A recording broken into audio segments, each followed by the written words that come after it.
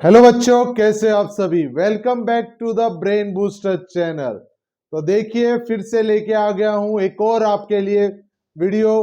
जैसे कि आप सभी जानते हैं, हमने अपना अकाउंट्स का सिलेबस चालू कर चुका है। तो ये तो आपको पहले बता चुका हूं, मैं सिलेबस भी डाल चुका हूं, 2 वीडियो भी आ चुकी है हमारे, 2 कंसेप्ट की वीडियो भी डाल चुका हूं। ये हमारी फिर से होने वाली है 3rd कंसेप्ट की वीडियो। लेकिन आज की वीडियो को स्टार्ट करने से पहले मैं आपके साथ में एक बात शेयर करना चाहूंगा, ये कि अभी करंटली बच्चों के 15th और 16th को जो है एग्जाम है आपके सीयूटी के। मानता हूं कि मैंने इस बार जो अपना वीडियो बनाने का काम है ये थोड़ा लेट स्टार्ट किया है, लेकिन मेरी लास्ट वीडियो पे हमारे एक स्टूडेंट है जिनका कमेंट आया है कि सर आप एनसीईआरटी फुल कवर कीजिए, साथ के साथ आप सीयूटी का सिलेबस भी आ जाए ताकि उसकी प्रिपरेशन हो जाए।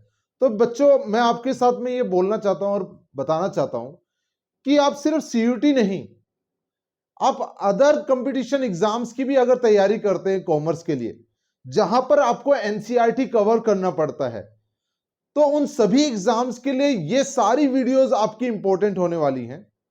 और जो बच्चे नेक्स्ट ईयर, जो अभी 12th में इंटर किए हैं और जो नेक्स्ट ईयर सीयूटी का एग्जाम देने वाले हैं, वो लोग भी इस चीज को काफी ध्यान रखें कि आपको हर कंसेप्चुअल वीडियो को बहुत बारीकी से समझना है। अगर आप किसी भी कंसेप्ट को बीच में ड्रॉप करते हैं या समझते नहीं है, बोलते हैं कि नहीं इसके समझने की जरूरी नहीं है, तो बेटा ऐसा नहीं करना है। सीयूटी के एग्जाम में आपके हर एक कंसेप्ट इंपॉर्टेंट है, कहीं से भी क्वेश्चन बन सकता है। तो ये तो रही अकाउंट्स की बात। बहुत जल्दी हम बिजनेस का सिलेबस भी अपलोड करना स्टार्ट करेंगे, देन इकोनॉमिक्स का भी, ताकि आपकी पूरी कंप्लीट सीयूटी की प्रिपरेशन भी यहां से हो जाए। बाकी बात रही सीयूटी के अदर अलावा जो अदर स्टेट यूनिवर्सिटीज हैं उनके एग्जाम्स की, तो वो भी आपकी जो है यहां से इजीली आप कर सको। बाकी और भी चीजें ऐड ऑन की जाएंगी, वो टाइम टू टाइम आपको इंटीमेट किया जाएगा कि कैसे कैसे सारी चीजें हैं, आपको स्ट्रेटजीज बताई जाएंगी। देन धीरे धीरे हम, जब हमारा सीयूटी का एग्जाम नजदीक आएगा, देन उसके previous question papers, then most important जो क्वेश्चंस है, उन सभी चीजों को भी डिस्कस किया जाएगा। लेकिन फिलहाल हम अपने जो है कंटिन्यू रखते हैं हमारे क्लासेस को, कंटिन्यू रखते हैं हमारे सिलेबस को, जो कि चल रहा था हमारा अकाउंट्स का। तो देखो बच्चों, आज आ जाते हैं हमारी एक और वीडियो के ऊपर। तो ये वीडियो देखिए आप, ये क्लास देखिए। इस क्लास में हमने हमारा चैप्टर जो है अकाउंटिंग फॉर पार्टनरशिप फर्म, हमारा ये चैप्टर रनिंग था, कंटिन्यू था। उसी चीज को आगे फिर से बढ़ाते हैं, चलते हैं हमारी 3rd कंसेप्चुअल वीडियो के ऊपर। तीसरी वीडियो है जो हमारी कंसेप्ट के ऊपर आ रही है। इस वीडियो में हम देखने वाले हैं, मैं पहले बता देता हूं, इस वीडियो के अंदर हम 2 चीजें देखेंगे। सबसे पहले तो राइट्स ऑफ पार्टनर्स, हमने पार्टनरशिप फर्म क्या होती है उसको समझ लिया था। देन उसके बाद में उसके नेचर्स को समझ लिया था, कैरेक्टरिस्टिक को समझ लिया था। लेकिन आज जो हम देखने वाले हैं, वो देखने वाले हैं राइट्स ऑफ पार्टनर की, पार्टनर्स के राइट क्या होते हैं, एंड साथ में पार्टनरशिप डीड क्या होता है, उस चीज को भी हम समझेंगे, ताकि आपके इन कंसेप्ट्स के ऊपर से भी डाउट क्लियर हो जाए। तो देखो बेटा, आपके आ जाते हैं हमारे आज के कंसेप्चुअल राइट्स ऑफ पार्टनर। तो देखो बेटा, जो भी पार्टनरशिप फर्म है उसमें इंडिविजुअली अलग अलग क्या होते हैं, पार्टनर्स होते हैं। ये मैं आपको बता चुका हूं। हर पार्टनर के पास में काम होता है, हर पार्टनर जो आया है वहां पैसा कमाने आया, पैसा लेके आता है, ठीक है। तो सभी पार्टनर्स जो आते हैं बिजनेस के अंदर, कुछ ना कुछ अधिकार आता है। तो कुछ अधिकार ऐसे होते हैं जो सभी के पास में होते हैं, सभी के पास है। वो चाहे तो उस चीज को अवेल करे, चाहे ना करे, वो एक अलग बात है, लेकिन उसको कोई भी डिनाई नहीं कर सकता। ये तो मिलेगा ही मिलेगा, ये तो उसका अधिकार है। कोई भी उसको ये अधिकार लेने से मना नहीं कर सकता। जैसे कि आपके कॉन्स्टिट्यूशन में फंडामेंटल राइट्स होते हैं ना, मौलिक अधिकार, उसी तरीके से पार्टनरशिप फर्म में ये पार्टनर्स के कुछ अधिकार हैं जो कि उनको मिलेंगे ही मिलेंगे। तो वो कौन कौन से राइट्स हैं, उन चीजों को समझते हैं। तो देखिए बेटा, पहला है participation in the management of business. मतलब हुआ कि जब कोई बिजनेस चल रहा है, आपने पार्टनरशिप फर्म चालू की, आप उस चीज में चल रहे हैं, आप बिजनेस को रन ऑन कर रहे हैं, तो आपका राइट है कि आप वहां जाके पार्टिसिपेट कर सकते हैं। कोई आपको ये नहीं बोल सकता कि तूने भाई पैसे दे दिए, तू पार्टनर बन गया, लेकिन बिजनेस तो मैं ही संभालूंगा ना। पार्टनरशिप फर्म ये कभी नहीं कहता। पार्टनरशिप फर्म क्या कहता है कि हर पार्टनर का अधिकार है कि वो चाहे तो जाके पार्टनरशिप फर्म के अंदर अपनी एक्टिवली पार्टिसिपेशन दे सकता है। आते हैं दूसरे पॉइंट की तरफ। दूसरा पॉइंट है B consulted about the affair of the business. मतलब क्या हुआ? मतलब कि आपके जितने भी बिजनेस के अफेयर्स होते हैं, जो भी बिजनेस का काम है, चाहे कोई नई डील करनी हो, चाहे कुछ भी परचेज सेल, कुछ भी चीज एक्टिविटी हो, बिजनेस की जितनी भी एक्टिविटीज होती हैं, अगर कोई पार्टनर अवेलेबल नहीं है, आया नहीं है, दो तीन पार्टनर है, कोई एक फर्म है जिसमें ए बी सी तीन पार्टनर हैं और ए और बी प्रेजेंट है, सी प्रेजेंट नहीं है, वो किसी काम से बाहर है, तो ए और बी इंडिविजुअली डिसीजन नहीं ले सकते, उसको सी को इंटीमेट करना ही पड़ेगा, बताना ही पड़ेगा। ये उसका अधिकार है कि उससे पूछा जाए। अगर उससे बिना पूछे कोई डिसीजन लिया गया तो वो उस चीज को क्लेम कर सकता है, लेकिन कंसल्ट करना कंपलसरी है, ये अधिकार है पार्टनर का। आ जाते हैं थर्ड पॉइंट की तरफ। Inspect book of accounts and have a copy of it. Her partner का अधिकार है कि वो जो अकाउंट्स ऑफ बुक्स होती है, जहां पर अकाउंट्स मेंटेन किए जाते हैं, लेजर जर्नल्स वगैरह ये सब मेंटेन किए जाते हैं, इन सभी चीजों को उसका अधिकार है कि वो उन चीजों को रेफर कर सकता है। कोई भी पार्टनर ये नहीं बोल सकता भाई नहीं तू ये छुएगा नहीं, तेरा काम का नहीं है, ये हम देखेंगे, हमारा चीज है ना। हर पार्टनर का अधिकार है कि वो अपने अकाउंट्स को देख सकता है, अपने बिजनेस के अकाउंट को देख सकता है और उसकी कॉपी भी ले सकता है, क्योंकि उसे भी पता होना चाहिए कि हमारा बिजनेस किस तरीके से चल रहा है, स्मूथली चल रहा है कि नहीं, प्रॉपर्ली चल रहा है कि नहीं, बिजनेस अर्न कर रहा है, प्रॉफिट अर्न कर रहा है कि नहीं, लॉस मेकिंग तो नहीं हो रहा कोई सेक्टर। ये सारी चीजें अधिकार होता है पार्टनर का एक। देन आते हैं फोर्थ में, share profit and losses with others in agreed ratio. Her partner का अधिकार है प्रॉफिट मिलना।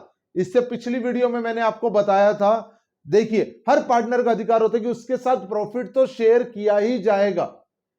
लॉस की बात ऐसी है, लॉस में अगर एग्री होता है पार्टनर तो लॉस शेयर करेगा, अगर एग्री नहीं है तो लॉस नहीं शेयर करेगा, लेकिन प्रॉफिट तो शेयर करेगा ही करेगा। अगर प्रॉफिट देने से मना कर दे तो वो पार्टनरशिप फर्म वैलिड नहीं कहलाएगी। पार्टनरशिप फर्म वैलिड तभी कहलाएगी जब आपको प्रॉफिट मिले। आ जाइए हमारे लास्ट पॉइंट की तरफ, not to allow the admission of a new partner. ये मतलब क्या हुआ सर, ये क्या बात रही? देखो बच्चों, मानो इमेजिन करो कि एबीसी थे, स्टार्टिंग में एक बिजनेस स्टार्ट किया गया एबीसी लिमिटेड, जिसमें ये तीनों मिलके आते हैं, तीनों मिलके एबीसी, ए बी और सी, ये तीनों मिलके बिजनेस को स्टार्ट करते हैं। ठीक है, इन्होंने बिजनेस को स्टार्ट किया, एबीसी को, एबीसी फर्म को तीनों ने मिलके स्टार्ट किया। अब ये बिजनेस को जब स्टार्ट किया इन्होंने, एबीसी ने, तब एक और नया बंदा होता है डी। वो बोलता है कि भाई मेरे को भी आपके साथ में बिजनेस करना है, मैं भी आपके साथ में बिजनेस करना चाहता हूं, मैं भी इस पार्टनरशिप फर्म में आना चाहता हूं। लेकिन सी जो है वो क्या करता है, डिनाई करता है। ए और बी बोलते हैं ठीक है आ जाओ, कोई दिक्कत नहीं है, लेकिन सी जो है वो डिनाई कर देता है कि नहीं, मैं नहीं अलाउ करूंगा कोई भी नया पार्टनर, हम तीन ही रहेंगे। अगर तीनों ने अलाउ नहीं, दो ने अलाउ कर दिया, एक ने अलाउ नहीं किया, तो डी जो है न्यू पार्टनर आ सकता नहीं है। नया पार्टनर तभी एडमिट होगा, नया पार्टनर तभी बिजनेस में आएगा जब तीनों जो है क्या करेंगे, एग्री करेंगे। जब तीनों एग्री करेंगे बच्चों, तभी जो है नया पार्टनर एडमिट होगा, नहीं तो नया पार्टनर एडमिट नहीं होगा। ये थे हमारे 5 पॉइंट जो कि हमारे राइट्स थे किसके, पार्टनर्स के बच्चों। तो ये बेटा समझना, ये बच्चों समझना बहुत ही ज्यादा जरूरी है, क्योंकि आपको अगर ये राइट्स क्या पता नहीं होगा तो आपके, अगर कल को भविष्य में जाके आप अपना कोई पार्टनरशिप फॉर्म करते हो तो आपको ये चीज पता होनी चाहिए ना। कोई कर रहा है तो उसको ये चीज बताओ, लेकिन ये चीजें होती हैं, आप ये समझें। और ये अकाउंटिंग के पॉइंट ऑफ व्यू से यहां से क्वेश्चंस भी आते हैं, आप इस चीज को, कंसेप्ट को समझिए। अब बच्चों इसके बाद हम जो स्टार्ट करने वाले हैं, इसके बाद हम समझेंगे पार्टनरशिप डीड। तो चलिए वेट करिए, मैं लेके आ रहा हूं पार्टनरशिप डीड को, नोट डाउन कर लेता हूं आपके लिए।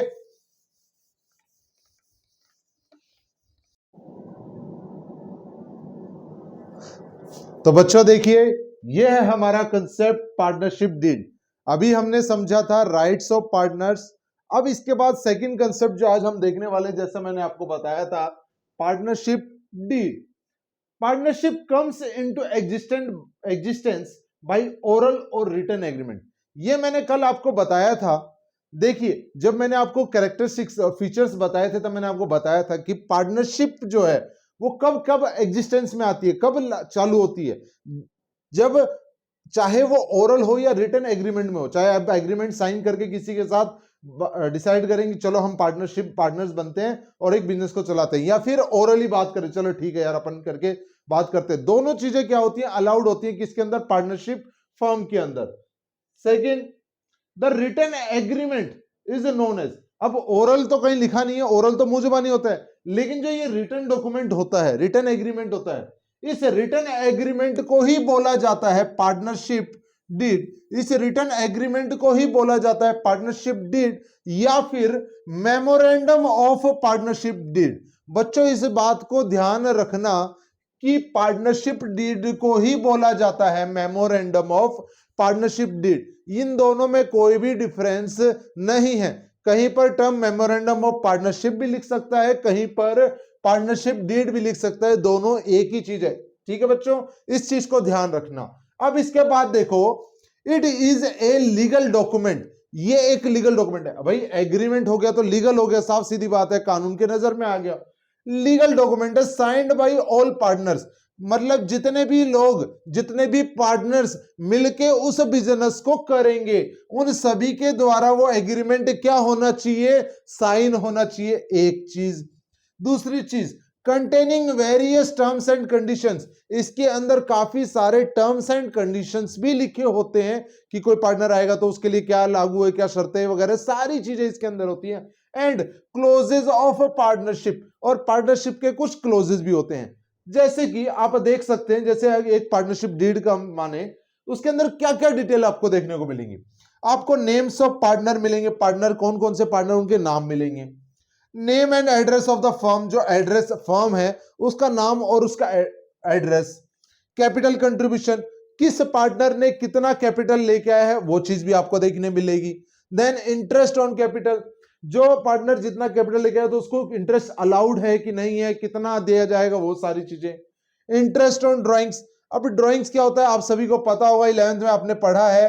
ड्राइंग्स क्या होता है, जो भी पार्टनर, जो भी बंदा अपने बिजनेस से, जो भी मालिक होता है जिस बंदे बिजनेस का, वो अपने पर्सनल यूज के लिए बिजनेस में से जब पैसा लेता है, उस पर्सनल यूज के लिए लिए गए पैसे को ही बोला जाता है ड्राइंग्स। उस पर्सनल यूज के लिए लिया गया ही पैसा बोला जाता है drawings.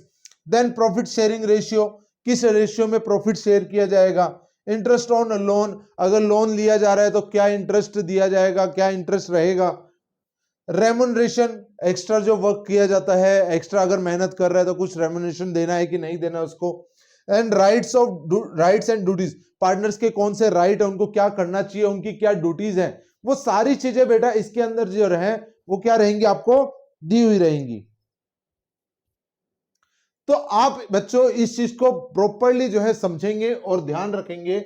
What is partnership deed, partnership deed क्या होता है, मेमोरेंडम ऑफ पार्टनरशिप किसे बोला जाता है, उसके अंदर क्या क्या इंफॉर्मेशन आपको दी जाती हैं, ये सब चीजें बच्चों आपको ध्यान रखनी है।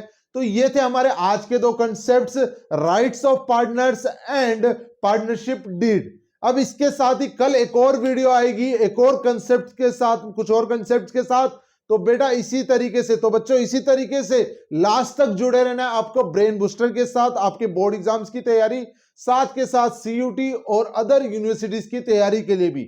तो आज के लिए इतना ही, मिलते हैं फिर आपसे कल। जय हिंद, जय भारत।